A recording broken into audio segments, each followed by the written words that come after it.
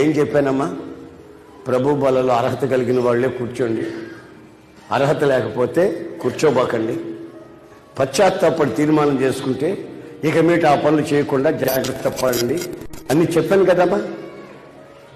మరి అర్హత లేకుండా దీంట్లో పాలు పొందితే రోగాలు వస్తాయి, అవి దీర్ఘ రోగాలుగా మారుతాయి. బైబిల్లో ఉన్న మాట చదివి చెప్పాను కదమ్మా. కొంతమంది క్రమం తప్పి అక్రమాలు చేస్తూ కూడా దీంట్లో ప్రవేశిస్తే కొంతమంది హఠాత్తుగా చచ్చిపోతారు అని బైబిల్లో రాసింది. ఎన్ని చెప్పాను కదమ్మా. వినకపోతే నేనేమి చేయను, దేవుడికి అప్పచెప్పేస్తా, దేవుడికి అప్పచెప్పేస్తా. చూడండి, మనస్సాక్షి లేకుండా